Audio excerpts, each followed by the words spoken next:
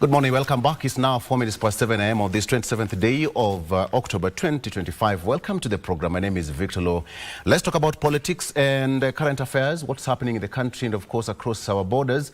We all know that students are starting their national examinations today, and as my colleague Wycliffe has given us an update, it's going to be happening across the country.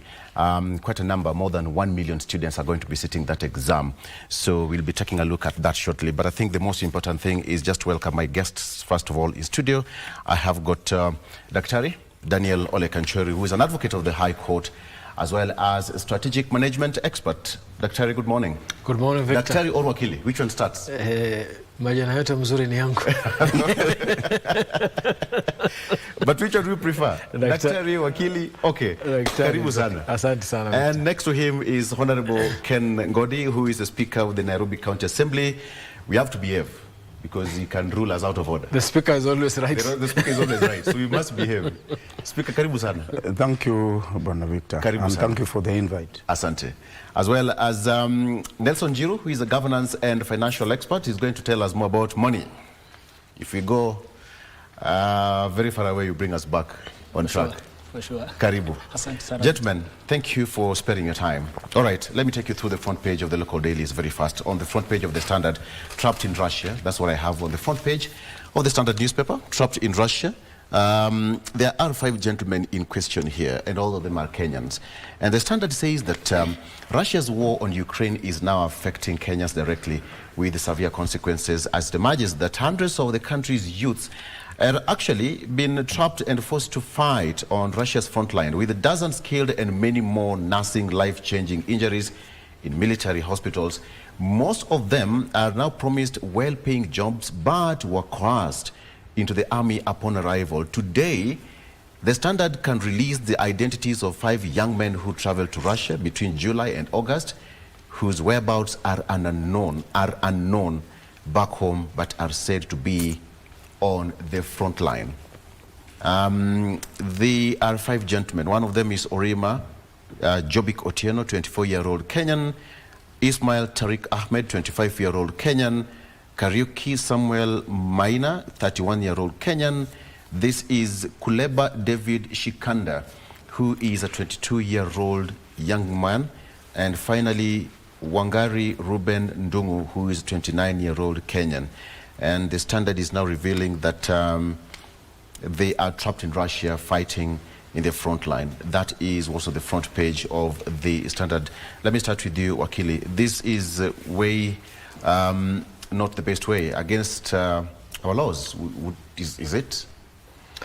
Victor, is a sad headline this morning. It shows how the situation of our young people is, the desperation which they are going through, that is forcing them through crooks in the name of agencies, taking them abroad to give them a better future. And is a wake-up call to the government and the leadership to address this issue. And we will request that the Ministry of Foreign Affairs takes remedial measures to ensure that these young people and many others, not just in the Russia, even in the US who are fighting for foreign countries, are brought back here, and we put our house in order so that our young people can feel home when they're here. Yes. The youngest one is 22-year-old, and perhaps, Speaker, when they get an opportunity to work abroad, this is just a way to earn a living. And I don't know what do you think the government is thinking about this, with this kind of headline? This is probably unacceptable in some sort of way. You see now, Victor, for some reason, we need now to realize that there should be guidelines. And I can categorically say that there is already existing laws that normally streamline on how our youths could access job opportunities in the foreign countries. But again, we also need now to understand what is the role of our foreign diplomats in those countries. What are they doing to make sure that the Kenyan citizens are safe in the foreign countries? So we cannot only blame the government at this stage.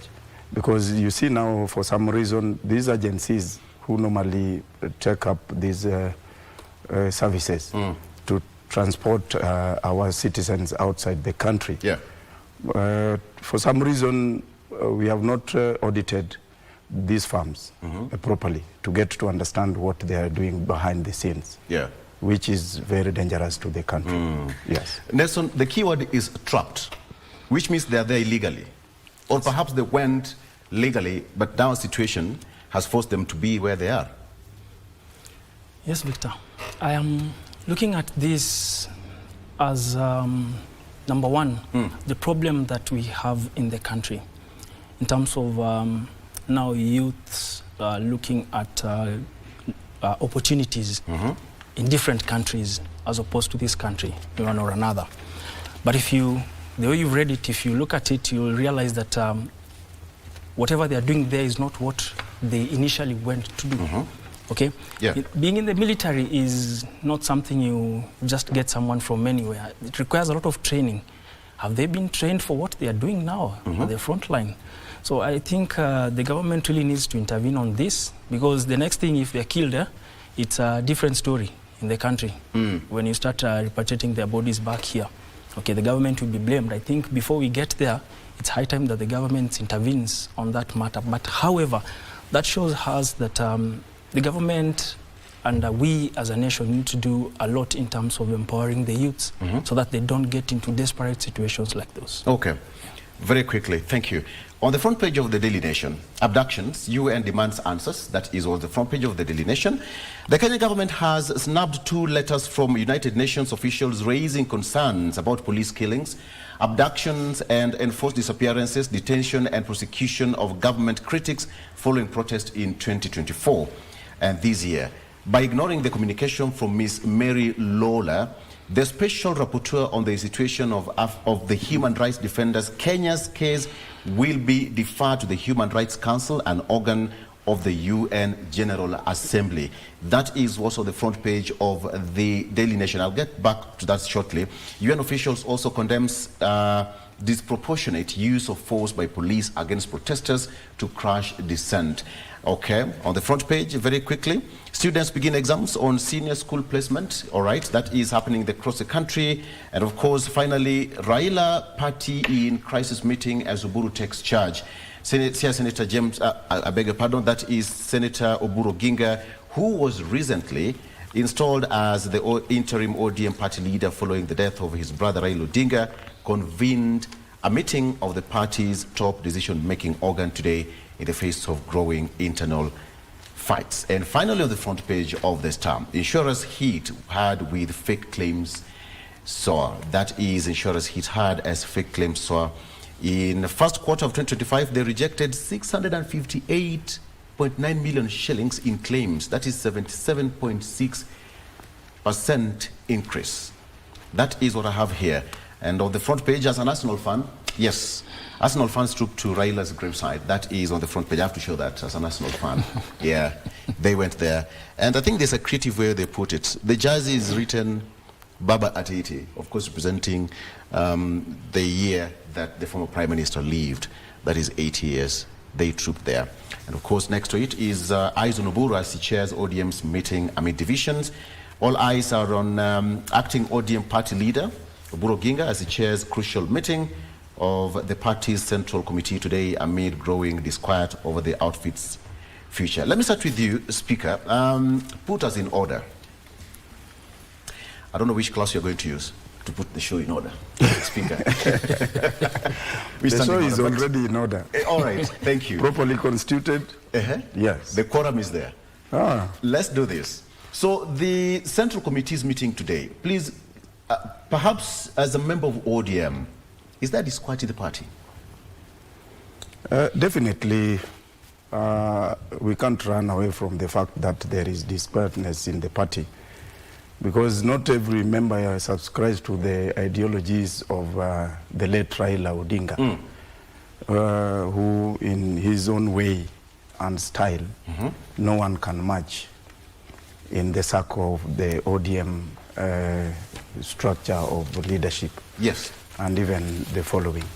So The question of whether there is discord in ODM is something we can't run away from. It is true that people are viewing things differently.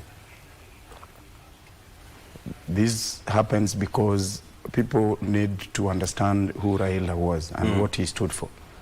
Yes, because Raila stood for a cause which he defended both by blood and flesh, and his soul at the same time.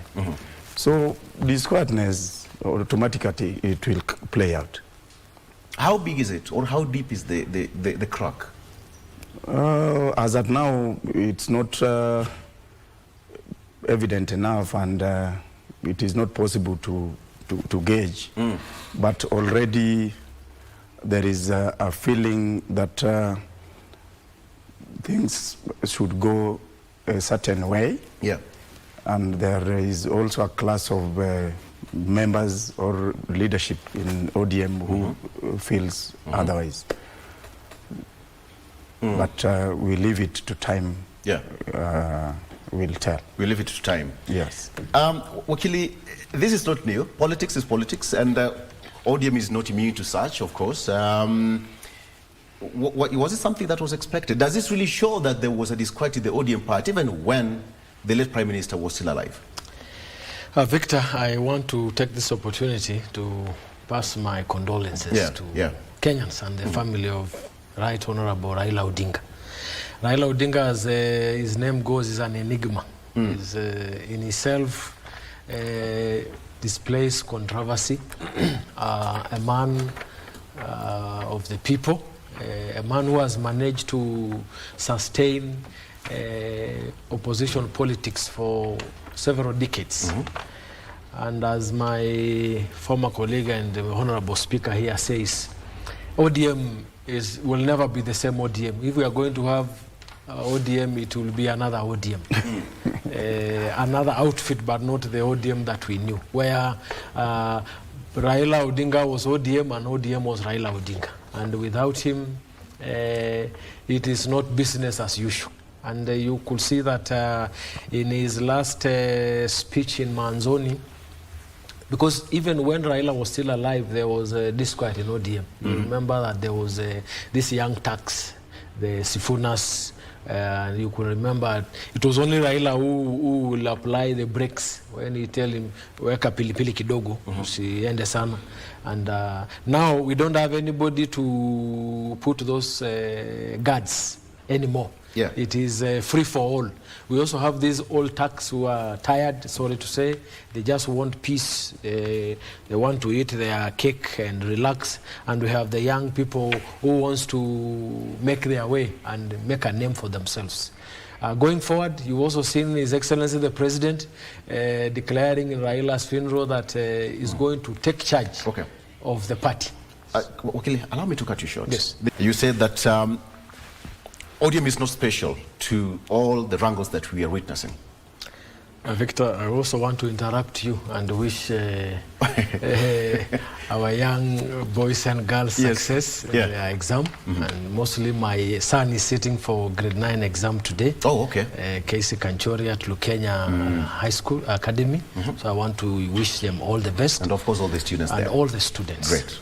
Coming to your question, as I said, Raila is ODM and ODM is Raila. And it's not going to be business as usual. I really sympathize with the old man, elder brother of Raila, Oburu Oginga. He has a big task to steady the ship, and there will be a lot of infiltration from the government into ODM. As if we go by the president's statement at the funeral of Raila Odinga, where he said that he's not going to allow a few people to take ODM to opposition. That already tells you that President Ruto is having a say in ODM, and that is going to be a lot of ups and downs, to and fro. So let's watch the drama unfolding very soon. Yes. Let's watch the drama unfolding. I mean, Nelson, again, this is happening at a time when the dust has not settled. But we are all here talking about the wrangles and, of course, the Oburu is chairing that first meeting. It seems that Raila's name is not leaving the stage anytime soon. No, not anytime soon. You're not going to have his name leaving the stage. But basically what you are seeing is some attempt and desperation of the leaders trying to take over the ODM party. But at this point, let me just say clearly that I think the old people in the ODM party should not be afraid of the young leadership that is coming up. This country is ripe for the next level. And so it is important that the people who can push it to the next level and push ODM to the next level be given these opportunities to lead. Okay, I've had Wakili mention Sifuna. These are people that are able to run the parties. It is good that at the moment it's with the elder brother, Mr. Oburu, the senator. It is good. I know, I am very positive that he's going to stabilize the party. But after that, I think it should be handed over to the people who will take it to the next level. And these are the young guys. Let them be given the opportunity to run that party. And I assure you, where Raila will be, he'll be a very happy man. Very happy man. Given to the young Turks? Yes. Speaker, same opinion? To say the party? You see, Victor, for some reason, what I stand for is people to understand who Raila Odinga was. Tell us. Because getting to walk alongside Raila ideology and what he stood for, Victor, I've not seen the caliber of leadership we have around today who can match his charisma and again to sustain the friendship of one Raila Amolo Odinga. Yeah. Is something which was very complex because carrying the ideologies he stood for was something else. You see now, Raila being a movement, he had a way of approaching issues. And if I may say, he was very unique and very tactical at every stage on the moves he made. So as at now, when my brother speaks and talks of the young Turks, it's good because they are fresh brain and they bring in energy and synergy in the party. But on difficult circumstances, it is not possible to sustain the young brains in the picture. It is not easy. ODM in itself is a very big party and a big movement with people across the country. Yes. But now on the management of the administration of the party to steer the party towards a common cause and goal is also a different thing altogether. One, because the leadership we have today are self-centered and also they are there to serve their own personal interest before putting the country first. So that already conflicts the whole thing. Yes. I'll come back to ask this question. What was Raila's ideology? Because you spent a lot of time with him in one way or another. But what was his ideology when it came to ODM? A majority of people would say that he was so hard to predict. It was so hard to predict his next move. And that you can also testify that he kept his cards so close to his heart. And that's what makes a good politician, I suppose, right? So let's take a break and we come back. We are still going to circle back and understand what that meeting is going to be all about. But what has it that perhaps Oburu Oginga is going to be given that mantle to hold the party firmly moving forward. So let's take a break. We'll be right back with more. Stay with us.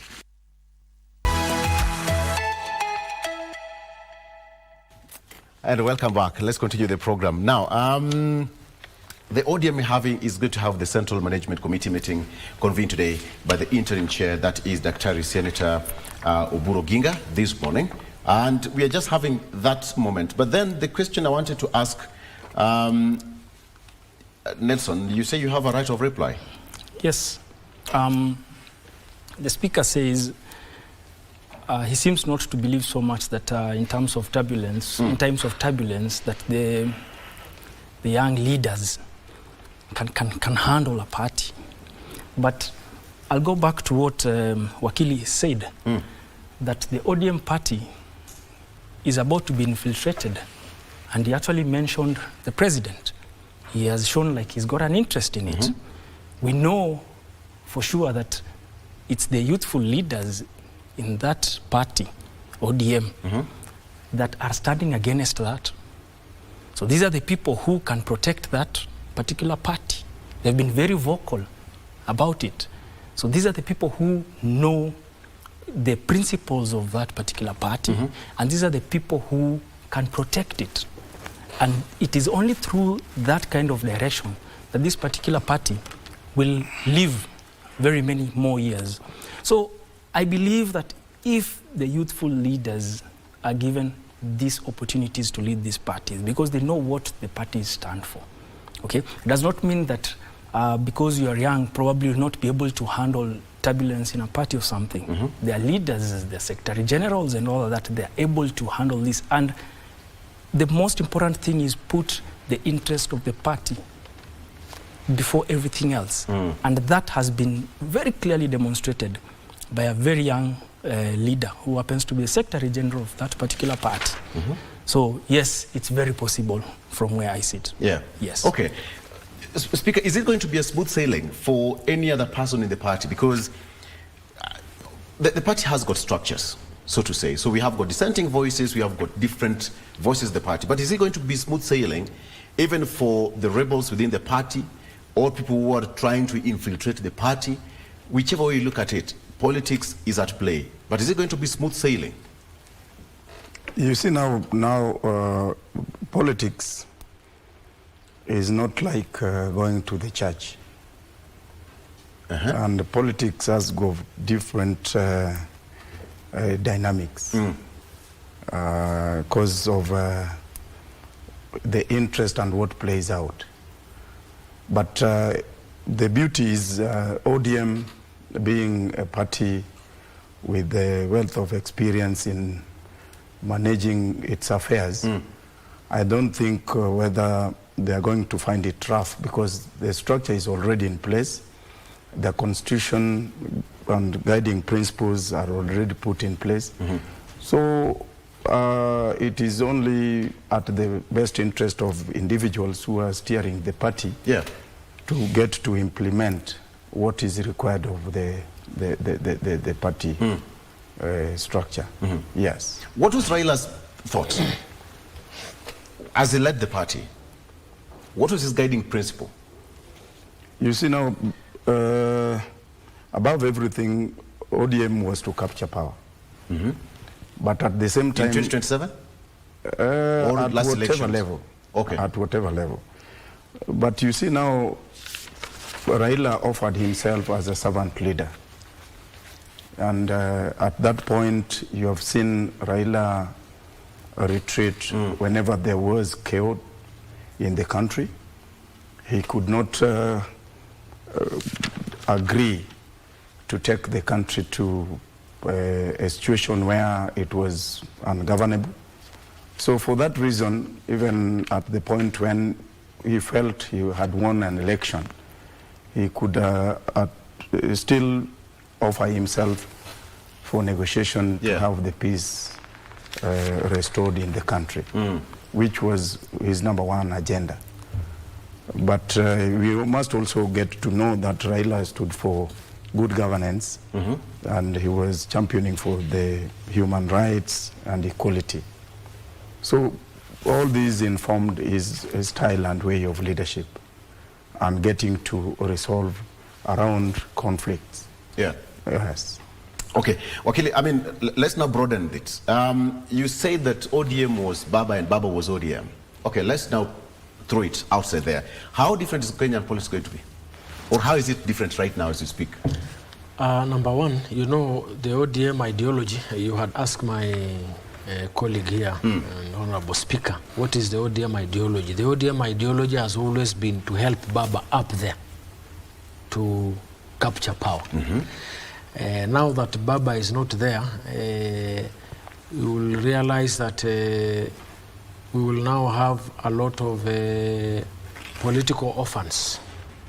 Because the more you likely to help Baba up there, then the more ODM you are. Now that Baba is not there, the project Baba is not there. So many people are going to face a backlash from the electorate, and there will be a lot of betrayal inside ODM. To answer your question, the ideologies of... you talked about betrayal. Expand on that kindly. On the electorate, because now you will now face Mondo Komondo, the people, you are going to face the people Mondo Komondo. There is now no Raila to try to help for you to endear yourself with the electorate. And you remember that if you are seen closer to Raila or next to his court, or he holds your hands, then you are guaranteed an ODM ticket. Now that that is not there, that privilege is no longer there, everybody has to go. There is now an equal playground in ODM where everybody has to face the Mwananchi on the ground. And you know, many people, there are people who have been getting elected in ODM all that time without campaigning on the ground, seriously campaigning. Yeah. Now that Baba is not there to hold your hand, to enjoy that closer, to be closer to him, now you have to go to the Mwananchi. But we can all argue that this is not something so special to ODM. I'm saying now specifically, and to many other parties. Yes. Now but in Kenya, parties or elections are always surrounded or capsuled around personalities, not parties. You know, our politics are both regional and at some point tribal. Because you can remember that ODM used to dominate a certain region, the coastal region, the Nyanza region. It is facts speak for themselves. Yeah. And if you did not get a ticket of ODM in a certain region, you as good as you've lost that election. And if you get that ticket, it's as good as they're just waiting to swear you in. So that advantage and privilege is no longer there because Raila is not there. And you know, ODM was Raila and Raila was ODM. Now that Raila is not there, many people now will be forced to go to the ground physically and face the Mwananchis. So there is celebration and there is also sadness. The fact that Raila is no longer there, because there are people who feel like now we have freedom now to choose, to decide our candidates without being meddled by the people up there. And there are those that who have been enjoying that privilege. They are sad because now they have to make inroads and get a new roads to follow. To answer your question, without Raila, Kenyan, they will be now going back to the drawing board from the broad-based government. The opposition now will want to come strongly to fill the united opposition to fill that gap of Raila, though you know he had already left the opposition and gone to government. And the government now will try to consolidate its support through ODM, and as I said, His Excellency the President now, I don't know if we are going to have a merger. There will be mixed signals. People who wants to stay in the broad-based government, people who wants to make ODM remain independent as a party. So there will be that back and forth as we go towards the next general election. Yes. Speaker, again, just coming back to you, allow me to do that. The politics of personality, that, and I will still have to come back because we still have got some personalities in this country who are still actively involved in politics, that if you're not aligned to them, it doesn't even matter the party. You have to invoke someone's name and you're good to go. But how is it going to be different, Speaker, in the party or generally in Kenya politics? You see now, let me give you a good example. Go ahead. With our governor for Siaya, Orengo. If you are keen enough to understand Orengo, Orengo is a politician. But again, Orengo is different in a way of championing for making sure that you follow the constitution. At every stage, Orengo has always stood out to talk about the constitution.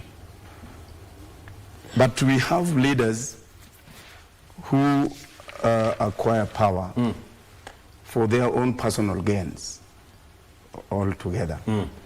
So when we talk of leadership hierarchy, and now that again gives me an opportunity to revisit what my brother actually was concerned of on the leadership of the young people of this nation. Already Sifuna is the Secretary General of ODM. Yeah. So by that alone, he serves at the apex of the structure of the party. It is, or it should not be seen that if you hold the position of the party leader, that is the only level where you can be comfortable to serve the party. So being a Secretary General who happens to be the custodian of the books and records, Sifuna stands a very good chance to transform the party and to make sure that the party ideologies and manifesto are implemented. Is it crossroads? Not necessarily at this point, but there are different views and way of approach.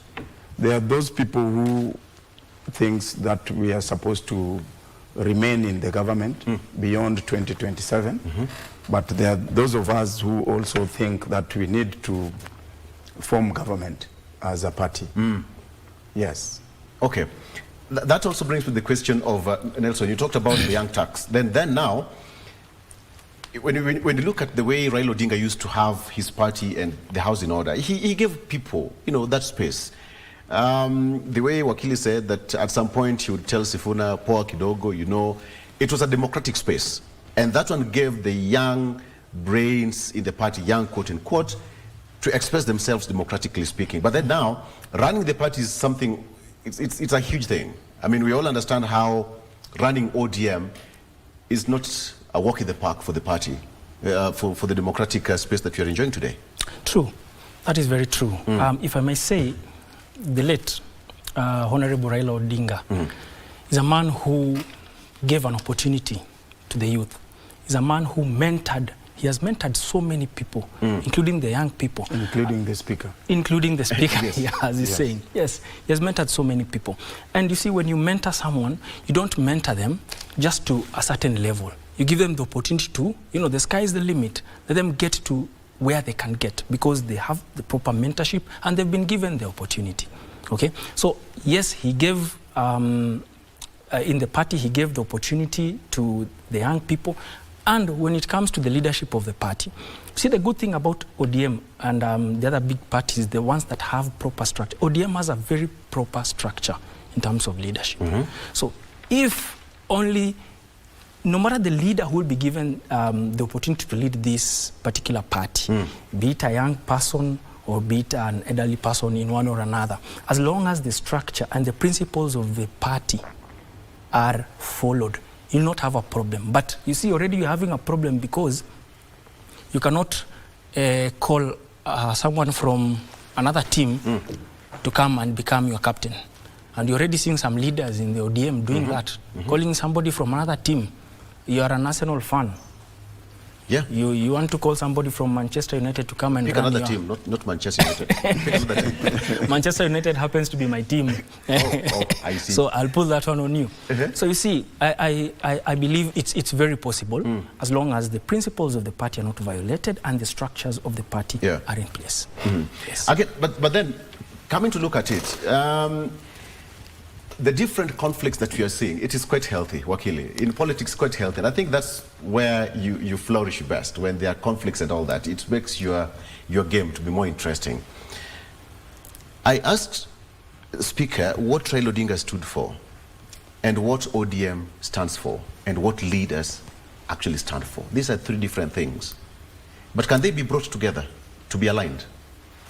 First and foremost, you saw when Kahiga Mutai, the governor for Nyeri, issued a reckless statement about the demise of the late Raila Amolo Odinga and how the ODM party handled that. You saw a press conference led by Governor Wanga. You saw a statement by Secretary General Sifuna, a different statement. You saw another statement from the acting party leader, Oburu Oginga. And everybody was asking, how will Raila handle that issue? So you can see that going forward, the tradition of Raila Odinga is going to influence. For ODM to stay put, must follow into the steps of Raila Odinga. They must not try to personalize the party, but if they are going to follow the ideology of Raila, because Raila was a Democrat, and he will allow free space. Raila will compete in an election, and the next time he's shaking the hand of his competitor. He will tell the people that whatever Sifuna is saying is the party position, lakini punguza pilipili kidogo. So he was a moderate person. He will know how to, he was, as I said, the speaker. And now the speaker is not there. So, and you know, when the speaker is not there, there will be a lot of commotions, which is healthy in a democracy. I just want to say that how ODM is going to handle this mixed signal and the absence of Raila will determine whether we are going to have ODM or is going to die like the Ford Kenya. When the late Jaramogi Odinga died and how it is split. So it is actually a reckoning moment for this party. And as he says, when you have some people who have their plate full saying that we are in the broad base, we want to go beyond the election, others are saying, no, we are going to retain our party. That means signal, and what the Mwananchi will say, because going forward, the electorate are going to have a big say. Because, you know, when things used to get tough, before Raila will make an important decision, he will go to either Kamkunchi, he will go to Uhuru Park, or he will have consultation meetings around Kenya, whether he will agree with what they are going to say, but the perception that the people have a say in whatever he's going to do will actually be, I think, a more Kenya for the current ODM leadership to ensure that before they do anything, and I think Baba's will was, before you commit a party, we must talk and consult. That is actually an advice that I can give my former party, ODM. You know, I once vied in an ODM. I was the legal advisor for the Youth League in ODM. So if they are going to survive, they must follow that Mwakenya of Raila. Yes. That Mwakenya of Raila Odinga. But, Speaker, do you have that Mwakenya? All of you as members of ODM, did you get that textbook right? Not really. Not really. That's a clear confession. Because you see now, he was running too fast ahead of the pack. It is not even about ODM. Understanding more Kenya and at what extent you feel you are a Kenyan.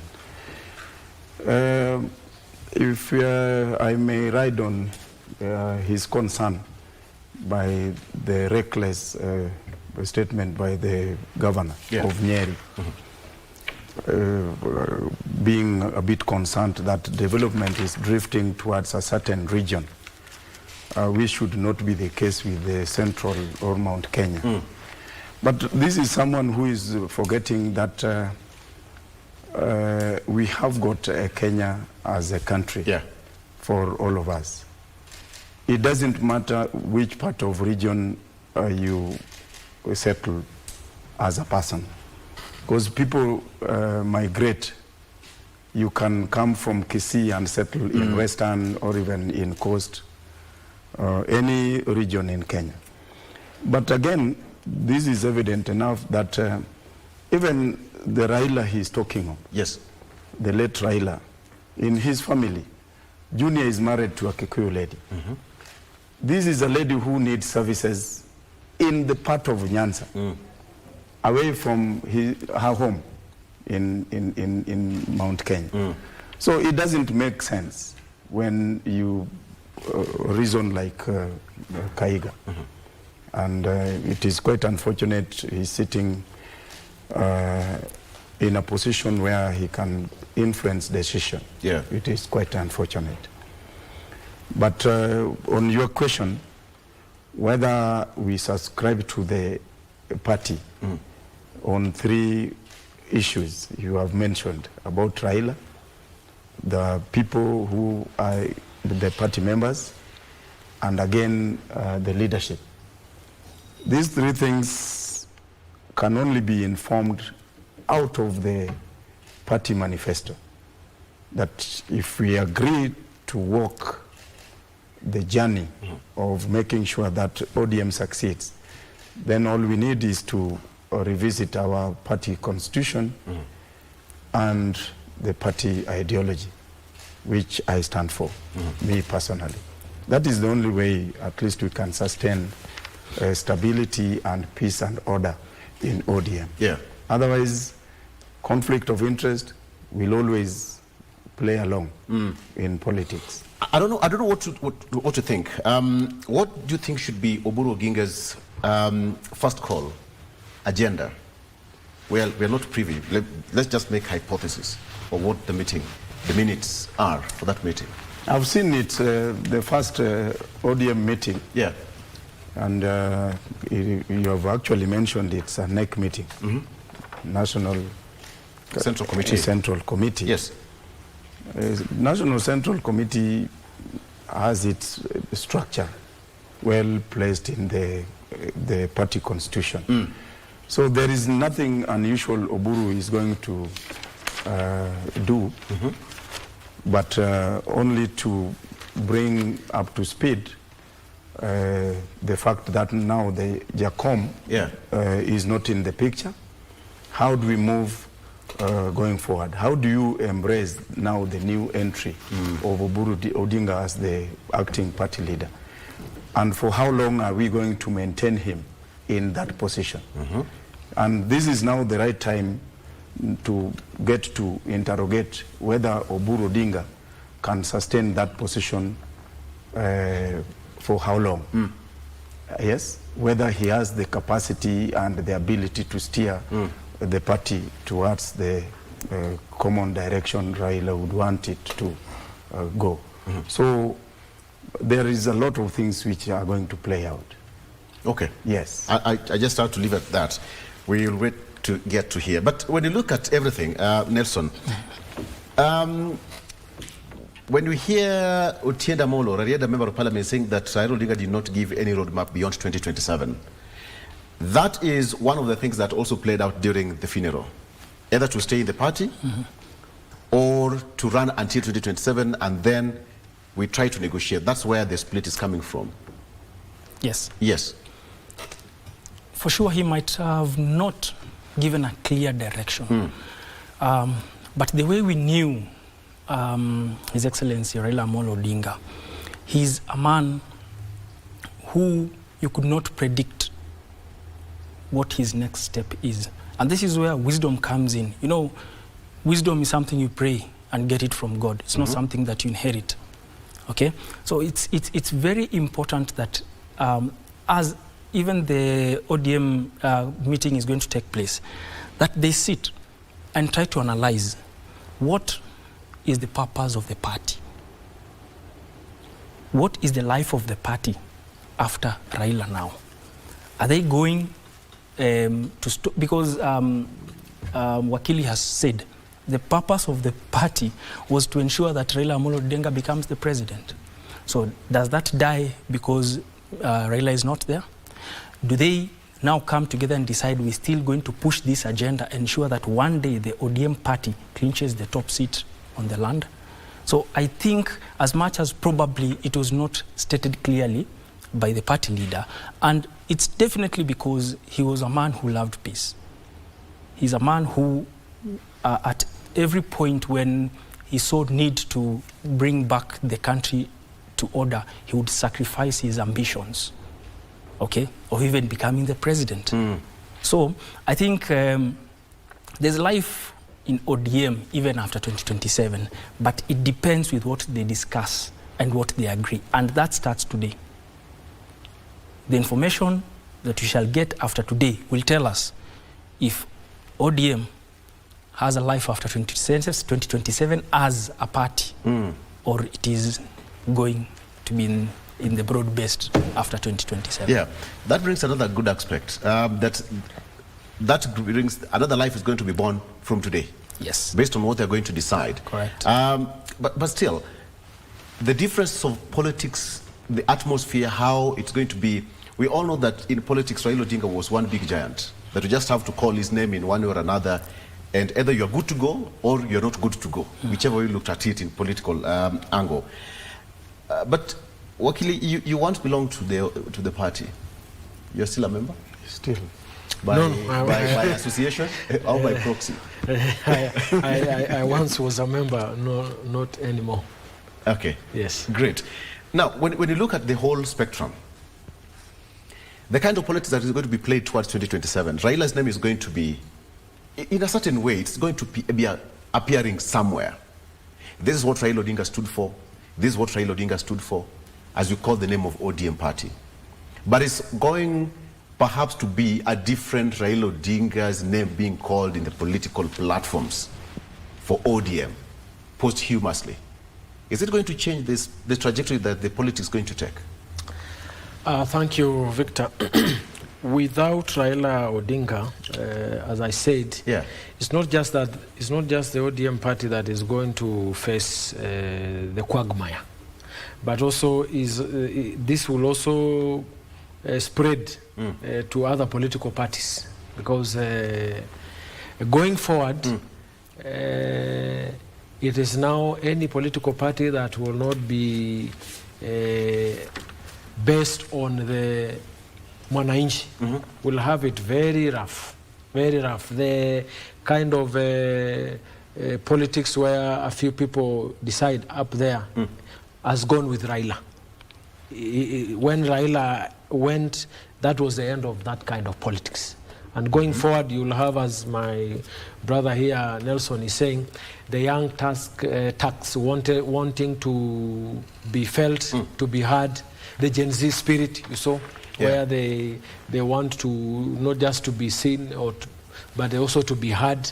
That is going to play in so many political parties. And how the political parties are going to balance that, whether they're in government or not, it will move away from individuals to ideas, to the agendas, rather than to an individual, where you don't have to be closer to so and so for you to be endeared to the Mwananchi. It will be about service delivery. And I can tell you from my testimony, because I am currently vying for the senatorial seat of Kajiado County. Just hold that. When you go there... Just hold that. The guillotine has fell on you again for a break. We'll be right back. Stay with us.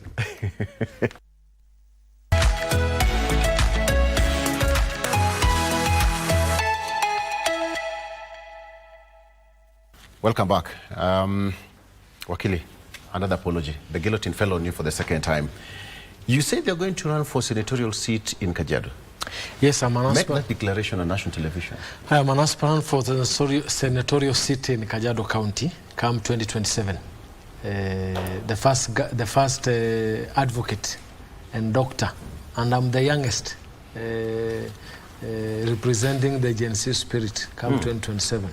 And I can tell you, the spirit on the ground is about the agenda, is about the ideology, is about what you are going to do to alleviate the suffering of the people, how they are going to get a road, how they are going to get water.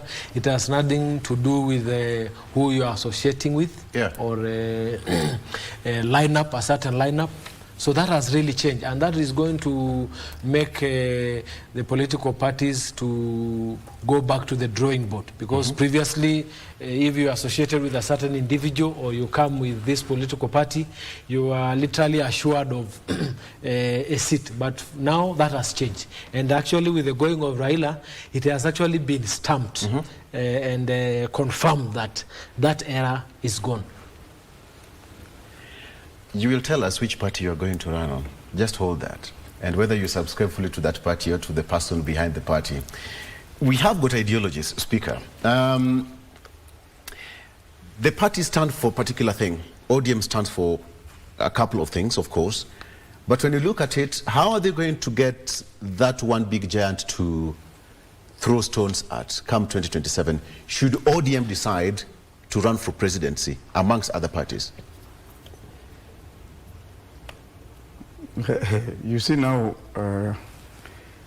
that question is untimely because we are trying to cast a aspersion on ODM and what awaits them ahead of 2027 or after 2027. Yeah. But what I can say is ODM is normally awake and prepared.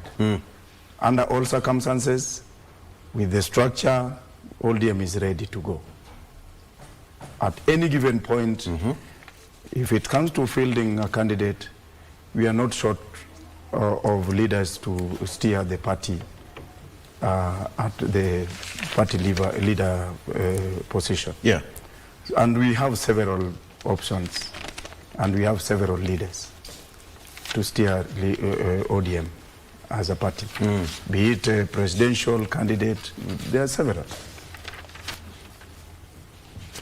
I see the way you've gone through that question. Like a speaker. I've seen the way, because I was trying to listen to him to get me what I wanted to hear, and he completely ran away from me. I've not. That is okay. Because he wanted me to answer you in a certain direction, which I'm not taking. As an ODM party and ODM member, yes, of the party, and how I understand ODM,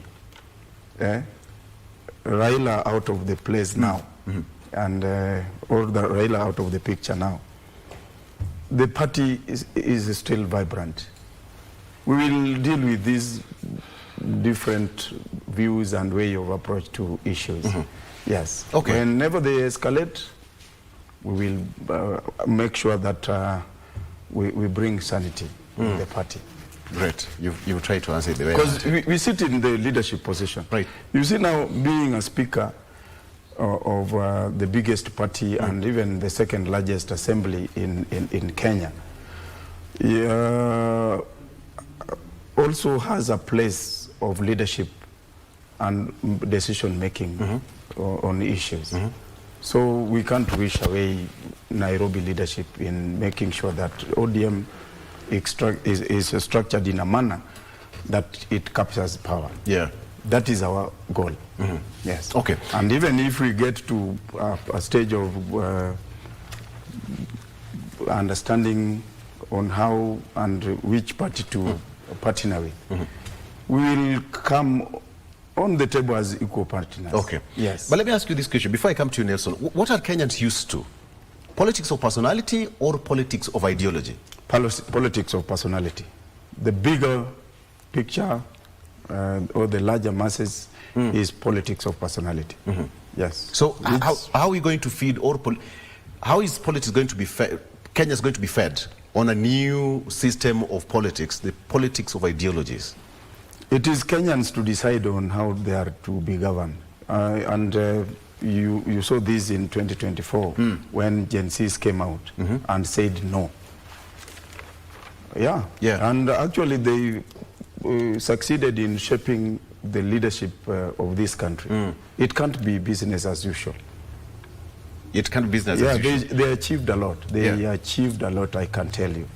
Even the reasoning of leaders, even the lifestyle of leaders, political leaders, really changed drastically. Yes. What's in your mind? That's a question I want you to ask, to answer. What is your mind now that Raila Odinga is not in the picture? What are you thinking as a politician, as a senior citizen of this country, as a leader?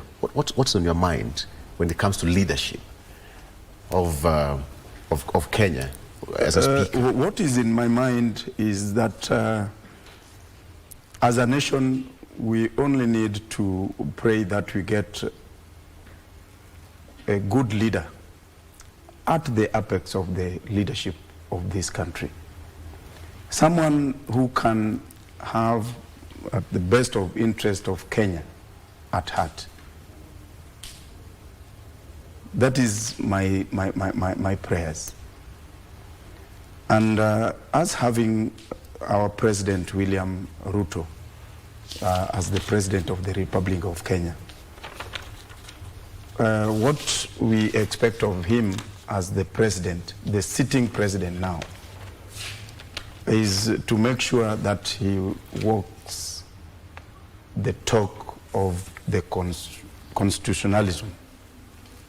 That is all expected of him. Yes. Okay. Fair enough. So Nelson, here we are. ODM is Kenya politics has changed completely. Yes. In your own perspective, how is it going to be? I agree with them. It's now about ideas, and not just idea or ideas, how you're going to implement them. Very, very important. We've had people coming with very beautiful manifestos. They come and tell everybody what they intend to do, but that does not take place. The politics of individualism, where you have to attach yourself to someone and all that, as the advocate says, it's gone. It's about what you have to do for the people. People are now hungry in terms of services. And this is why I was telling you the other day that I am going to vie for the Nairobi gubernatorial seat, because I have the ideas. I have the ideas. I know what it takes. Okay. I know what it takes to take the Nairobi county to the next level. And you see, like for example... How many wards do we have in Nairobi? 85. 85? Yes. Under which party are you going to vie in? I'll get to you on that. In terms of the party. In terms of the party. Nairobi is tough. Are you ready for the battle? Oh, yes. You see, I was just told you... How are you going to make my interests taken care of? I'm a resident of Nairobi. Awesome. I'll tell you something. The problem you have in Nairobi is implementation. No, my problem. Your problem. Yes. Which is? Are you going to solve my problems as a Nairobi resident? Depending on which particular problem you're talking about. Yes. But I will come up with a manifesto and tell you the practicability of it. At the moment, everybody is talking about how dirty Nairobi is. I have solutions to that. If we had time, I'll take you through. Okay? How to work on the waste of Nairobi. But basically, the management of Nairobi is poor at the moment. You just need somebody of goodwill, as they're saying. Somebody who has the heart of the country and county at heart. Okay, to implement and deliver services, because you've been allocated resources. Yeah. You've been given the power to do this. Why are you not doing it? People have faith in you. People have voted you in. It's possible for these things to happen. So I'm counting on your vote for me to take care of your problems in Nairobi. You just asked for my vote live on air. Yeah, you want me to sort your problem, so I will do that. It's fine. I'll see about that when it comes to 2027. Wakili, you said that Kajiado is looking for your services, or you're looking for their services. Who is doing who? Kajiado is earning for my services. And you know, as a senator, there are basically three main roles. That is to ensure that the government of the day, and I'm not just going to be a senator of Kajiado, but a senator of Kenya, because you know, a senator also oversights the national government. So the most challenging issues that we have is just basic having our systems to work, so that when you go to a government office, the issue of personality, you don't care who is there, which tribe is serving there, you just get your services, whatever you want. The other thing is to have implementation, as my brother is saying. We have budgets every year, billions and billions of shillings.